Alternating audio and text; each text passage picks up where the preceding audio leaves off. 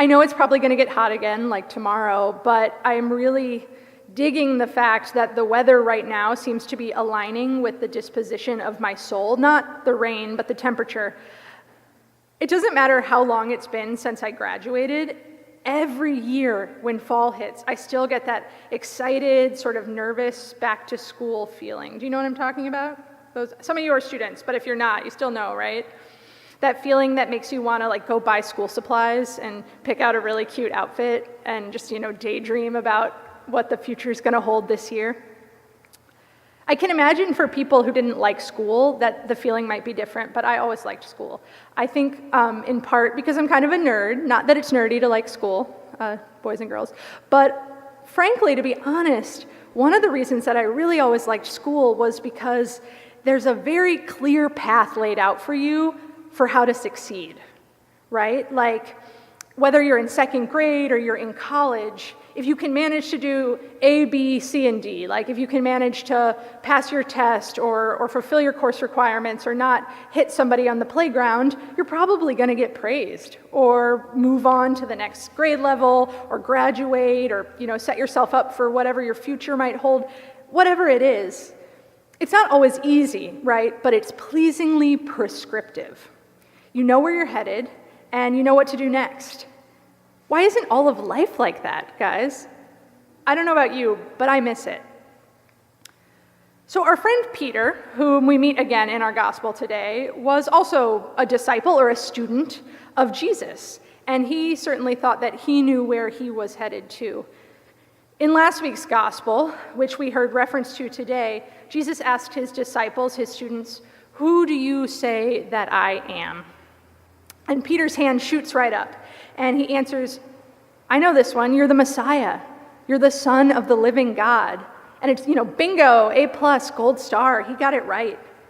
To Peter, the star student, the path ahead following his teacher, his Messiah, Jesus, seemed clear. Jesus would restore his oppressed people. He would kick out the Romans and reign as a righteous king over Israel, keeping all of Israel's enemies at bay. God's promises for the future would come to fruition by the miraculous doings of his Son. It was this theological and political vision that prompted Peter to abandon his fishing nets, to leave his family, and to follow Jesus. That in this man, the world would be transformed from how it was to how it was supposed to be. So when Jesus starts talking about what's next, Peter is shocked. Because Jesus talks about going to Jerusalem not for his imminent coronation, but to be betrayed, to be arrested, to be crucified, to be put to death. Understandably, as I think all of us would be, Peter is offended and he's upset and he's confused. So he pulls Jesus aside and says, "Lord, that can't be right. It doesn't make sense. This is not the plan. I don't want that for you." And suddenly, Peter goes from head of the class, right, to "Get behind me, Satan." I can't even imagine how hurt, how bewildered he must have felt. Because in that instant, Jesus goes from affirming him to rejecting the vision of God and the future of this world that Peter held most dear.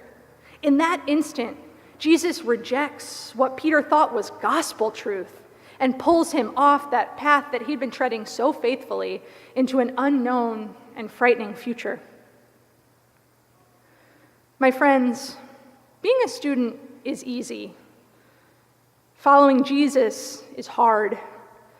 Because Jesus calls us to do oftentimes exactly that which makes the least sense to us. To put aside human things for divine things. The problem, of course, is that actually we're human. And all of us have, deep inside of us, some very human kind of GPS leading us towards what we believe will bring us life. Consciously or not, we're all pursuing a kind of course of study. We move step by step toward what we think will bring us closer to success or security or power or money or respect or being loved, making the world a better place, maybe even just being a good person. And when you're a human being living in this world, Those are good goals to have. They make sense. They sustain us. And yet Jesus tells Peter and you and me, that you can have all of those good things and still not have life. No, Jesus tells us that we will find life when out of love for someone else, we put to death whatever idea or thing or goal or vision of God or the world we have given our hearts to. Life, he says, comes from picking up our crosses and following him. We talk about this, I think, in our vernacular, right? The bearing a cross or taking up our crosses. And I think we talk about it sometimes as if it means bearing uncomplainingly whatever suffering we may experience just being humans in the world, and we all do experience suffering. And sometimes we talk about it as if it's about doing hard things that we don't really want to do, but we're obligated to do. But the cross Jesus bears and the cross he calls us to bear is more particular and more radical than that. The cross of Jesus is the suffering that comes with rejecting the things that seem good in the eyes of the world, that seem good even in our own eyes, out of love for our neighbors. It's suffering that comes from refusing to participate in things that the world takes for granted, that even Peter took for granted. Jesus will not pursue the privileges of empire that are so standard in his world. He will not seek to create his own kingdom of power over, even righteous power over. He refuses to draw lines between who's in and who's out, between enemies and friends. And the world punishes him for his non-participation, for rejecting the things that it values, that it relies upon to keep going. Jesus' cross is not his alone. It's the cross that Moses bore when he gave up his comfortable, safe Egyptian life to lead the Hebrews into the wilderness. It's the cross that Mary bore when she risked not just her reputation or her future and security in marriage, but also her religious righteousness in order to carry Jesus and bear him into the world. It's the cross that Dietrich Bonhoeffer bore when he decided that the future of the Christian church in Nazi Germany mattered not at all compared to the lives of non-Christians that were under threat. Moses wanted to be safe, and Mary wanted to be good, and Dietrich Bonhoeffer loved the church. Jesus wanted to live. Why else would Peter's words, his rebuke, be a temptation, a stumbling block to him? And yet it was in giving up these things that seemed to constitute life for the sake of love that these human beings found real, actual life, the life that can't be taken away. So, my friends, what is it that you believe deep down is the source and security of your life? What vision or goal for the future have you given your heart to? And where might Jesus be calling you to lay that down for the sake of love? Lest that list of biblical figures and Nazi resistors mislead, Jesus isn't calling us all to become heroes or to turn our lives upside down looking for chances to suffer. No, if we pay attention, I think that we will see that there will be plenty of crosses to take up in our lives without any of that. I think mostly we don't pay attention, though. At least I don't. Because it's easier to be comfortable than to go to most of the places that love will take us. I can't help but think of the events in Charlottesville a few weeks ago. The blatant bigotry and racist violence there came as a shock to many of us white folks. To many people of color, not so much.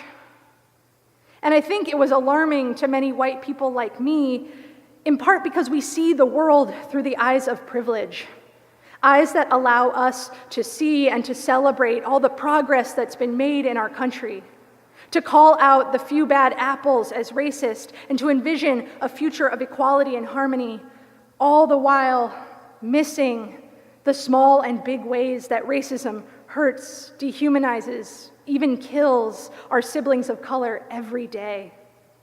All the while avoiding looking at the ways that the privileges and lifestyle I take for granted are predicated on an underlying system where my life matters more than the lives of others. Jesus called Peter to lay down a rosy but false vision and instead to take up the hard, life-giving work of bearing the cross.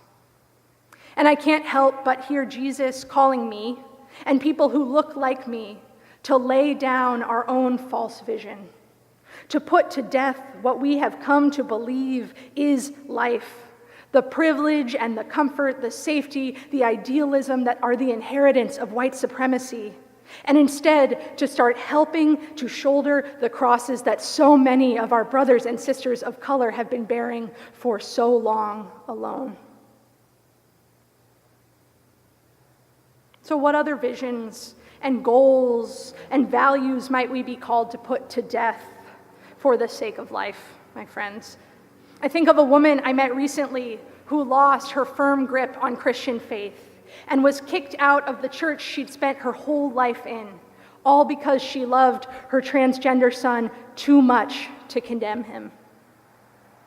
I think of all the parts of our lifestyle here in the United States that we think we couldn't live without, that are only possible because we continue to deplete and abuse creation. Where else is Jesus calling us together as the church to lay something down and pick up a cross? Where else is Jesus calling us as an Advent community? Where is he calling you? Jesus says, those who want to save their life will lose it, and those who lose their life for my sake will find it. Now, no matter how many times we hear these words, it will always feel foreign to us. In some sense, it's an unlearnable lesson. If we want victory, why would we choose failure? If we want peace and safety, why would we choose risk and vulnerability? If we want to graduate, why would we drop out? What kind of teacher is this Messiah of ours? He's certainly not a systematic theologian. He does not lay out for us a curriculum of discipleship or steps to follow to achieve a messianic goal. In fact, he indicates that whatever we have laid out neatly, whatever we trust in as true and watertight and take for granted, whatever that is, it will be turned upside down by love if we let it. Jesus doesn't call us to a curriculum or a particular plan. He simply calls us again and again to follow him through death to life, to enter into relationship with him, not him as an abstract idea, but him in flesh and blood, in the real human bodies of our neighbors. He simply calls us again and again to follow where love takes us instead of where we would take ourselves, to lay down what is precious in our eyes for what is precious in his.